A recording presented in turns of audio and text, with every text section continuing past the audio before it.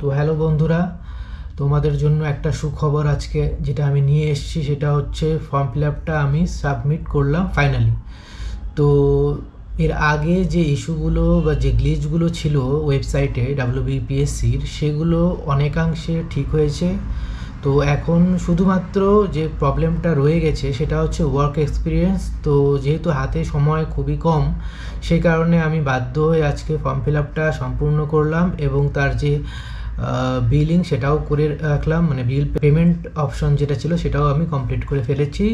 210 টাকা জেনারেল ক্যাটাগরির জন্য আমি পে করেছি।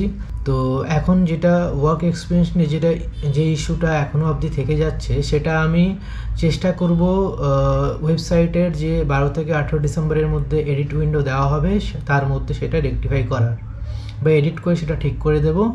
তো আর আমার মনে হচ্ছে না ওয়েট করাটা ঠিক হবে, কারণ অলরেডি অনেক দিন পেরিয়ে গেছে। 18 তারিখের পর থেকেই ফর্ম ফিল আপ শুরু হয়ে গেছে। তো আজকে যখন আমি সকালে ফর্ম ফিল আপটা করতে গেছিলাম, তখন সেখানে আই কার্ডের যে অপশনটা ছিল সেটা আসছিল না, নাল দেখাচ্ছিল। এছাড়া সাবজেক্ট, ভেন্যু এগুলো সবগুলোই নাল দেখাচ্ছিল। তো তারপরে আমি সেটা আর কোনো রকমভাবে অ্যাপ্লাইও করা যাচ্ছিল না। কিন্তু এখন যখন আমি রাত 8টায় এই ফর্ম ফিল আপটা করতে গেলাম, তখন শুধুমাত্র যে ইস্যুটা রয়ে গেছে সেটা হচ্ছে মানে ওয়ার্ক এক্সপিরিয়েন্সের যে ইস্যুটা। বাকি সম্পূর্ণ ওয়েবসাইট এখন ঠিক হয়ে গেছে, 99% গ্লিচ ঠিক হয়ে গেছে। তোমরা চটজলদি ফর্ম ফিল আপটা করে দাও। এটার জন্যই আজকের এই ব্লগটা করা। তোমাদেরকে আমি দেখিয়ে দিচ্ছি কীভাবে আমি ফর্ম ফিল আপটা করেছি।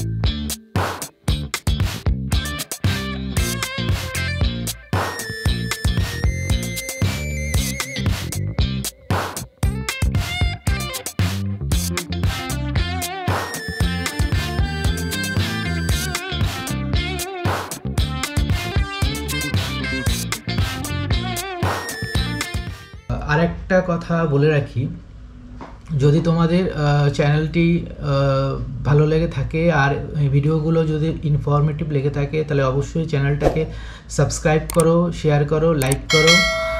আর ডাব্লিউবিসিএস সম্পর্কে কোনো রকম আপডেট পেতে অবশ্যই চ্যানেলটার সঙ্গে যুক্ত থাকো। থ্যাংক ইউ, ধন্যবাদ।